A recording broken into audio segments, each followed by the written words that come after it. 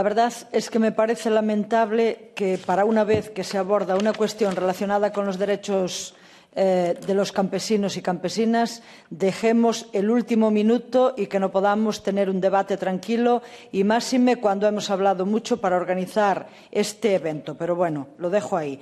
En primer lugar, me gustaría felicitar el trabajo que ha hecho tanto la Vía Campesina como sus alianzas para llegar al final a la aprobación de esta declaración sobre los derechos de los campesinos y de las campesinas. Me parece realmente importante para todo el planeta, incluida también la Unión Europea. Se ha hablado de acaparamiento de tierras. Es una realidad también aquí, en la Unión, en el espacio de la Unión Europea, este acaparamiento. Y me gustaría preguntar ¿por qué? Porque está claro que ha habido un voto acordado.